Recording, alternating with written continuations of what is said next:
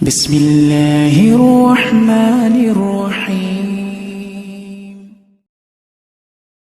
Kemudian juga pernah turun ayat sesuai dengan pendapat Umar bin Khattab dalam tawanan Badr. Jadi waktu Nabi SAW menawan tawanan Badr, kurang lebih ada 60 orang kalau tidak salah tawanan Badr, waktu 60 atau 70 orang. Maka Nabi SAW bermusyawarah dengan Abu Bakar, Umar dan beberapa sahabat-sahabat Nabi yang lain, mengatakan kira-kira bagaimana? Apa pendapat kalian? Gitu kan? Maka berkatalah Abu Bakar, ya Rasulullah, mereka keluarga kita, sepupu dan kerabat kita, maafkan aja, baru kita mengambil dari mereka tebusan. Lalu pada saat itu Nabi SAW beralih ke Umar sambil berkata, wahai Umar, bagaimana pendapatmu? Kata Umar, demi Allah saya tidak sependapat dengan Abu Bakar ya Rasulullah. Saya berpendapat agar anda menyuruh kami memenggal leher mereka semua. 60 orang itu bunuh semua ya Rasulullah. Anda datangkan kepada Ali, Aqil ini sepupunya, saudaranya Ali yang belum masuk Islam. Suruh Ali tebas lehernya. Datangkan kerabat terdekat saya, suruh saya tebas lehernya ya Rasulullah. Datangkan kerabat terdekatnya Abu Bakar, suruh tebas lehernya. Nabi SAW mengatakan, kenapa? Kenapa harus dibunuh tawanan-tawanan Badar? Kata Umar, ya Rasulullah, mereka adalah pejuang-pejuang kafir.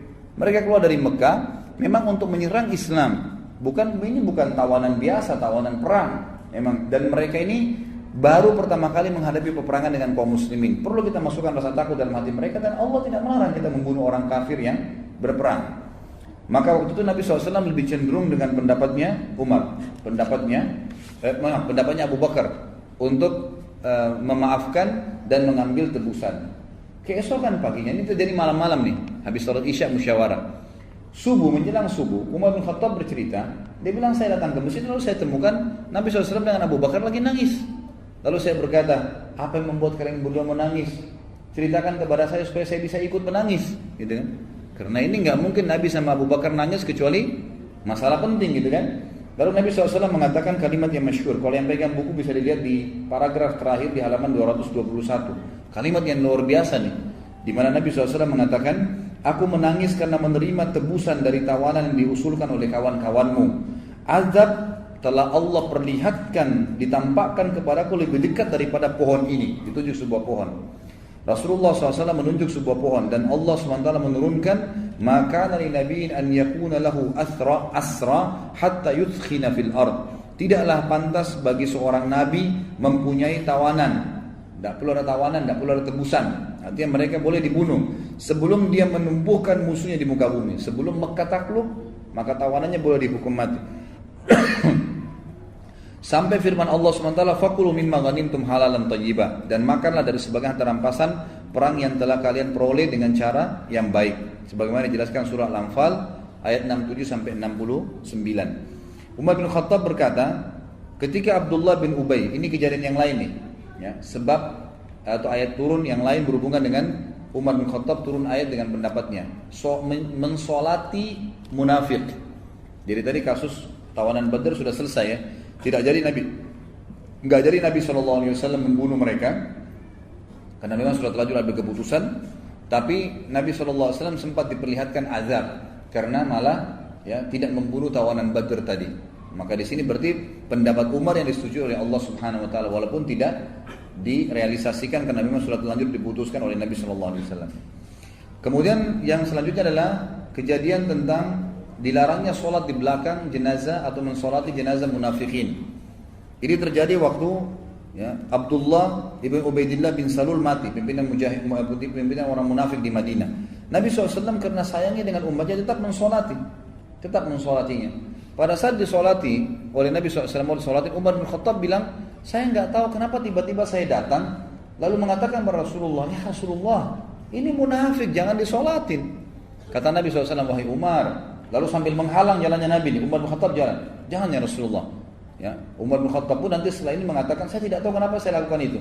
Lalu Nabi SAW mengatakan, Umar, minggirlah dari jalanku, biarkan saya sholatin dia, karena Allah Tuhanku memberikan pilihan, kau beristighfar untuk mereka atau tidak istighfar, maka saya mau beristighfar walaupun sampai 70 kali, gitu kan. Lalu Umar bin Khattab mengatakan, ya Rasulullah, jangan. Dalam beberapa riwayat dikatakan Umar bin Khattab sempat memegang pundak Nabi SAW sambil mengatakan, ya Rasulullah, munafik, tinggalin, jangan sholatin, gitu kan. Lalu Nabi SAW ternyata sholatin.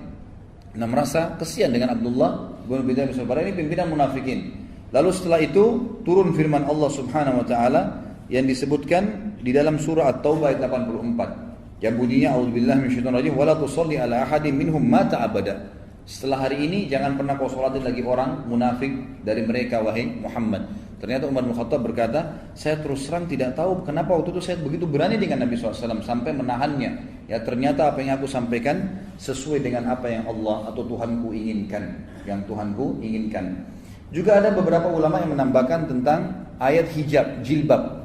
Itu juga turun karena Umar bin Khattab. Ayat tentang pengharaman khamr turun juga karena Umar bin Khattab. Jadi pernah Umar bin Khattab melihat beberapa sahabat waktu turun firman Allah Subhanahu wa taala, a'udzu billahi minasyaitonir rajim, ya ayyuhalladzina amanu la taqrabus salata wa antum sukara hatta ta'lamu ma taquluna wala junuban illa abiri sabilin hatta tagtasilu.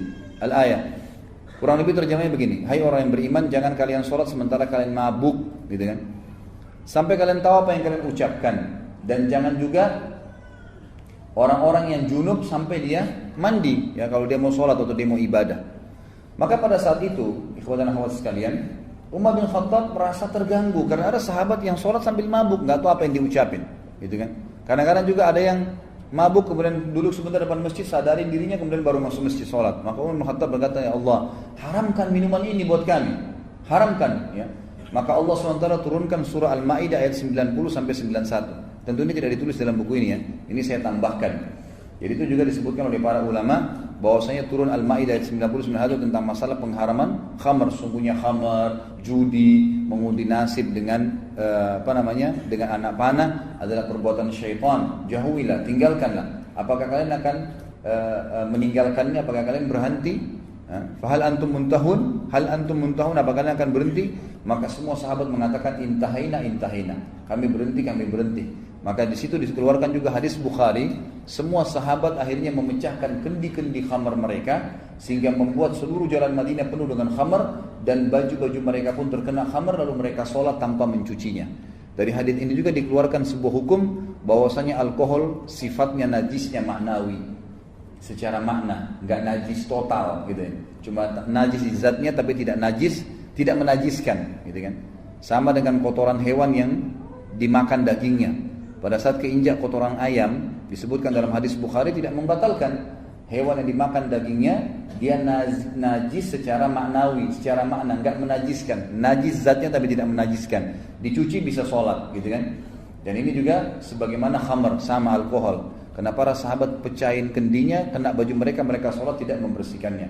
Yang hukum lain adalah kalau dia meminumnya, bukan kasusnya adalah karena memabukkan, ya, bukan karena masalah najis secara maknawinya itu. Dan ini diambil juga dari kisah ini. Dan ulama mengatakan subhanallah, ini pelajaran imaniyah ya. Selama orang sholat di belakang makam Ibrahim, Umar bin Khattab panen pahalanya karena dia penyebabnya.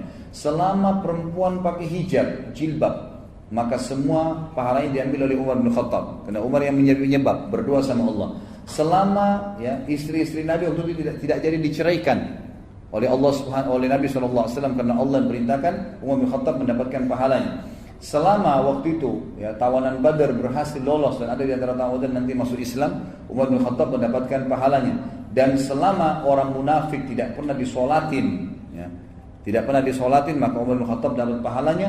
Dan juga selama ya tadi yang terakhir yang saya sampaikan, selama khamar diharamkan dan tidak ada yang minum, maka Umar bin Khattab memanen pahalanya karena justru dia berdoa kepada Allah Subhanahu wa taala. Nah, ini sebuah hal yang positif juga ya. Kita dianjurkan kalau melihat sebuah kemungkaran tidak bisa memungkiri dengan lisan atau belum bisa, minimal kita mendoakan, ya Allah berikanlah hidayah penduduk Jakarta ini, berikanlah hidayah penduduk kota ini, ya Allah berikanlah hidayah keluarga saya. Satu waktu Allah berikan hidayah, kita dapat pahalanya. Dan itu yang Umar bin Khattab lakukan radhiyallahu anhu, walaupun beliau lengkapkan dengan penyampaian berdoa sambil disampaikan kepada Nabi SAW agar Nabi SAW meminta kepada Allah Subhanahu wa taala.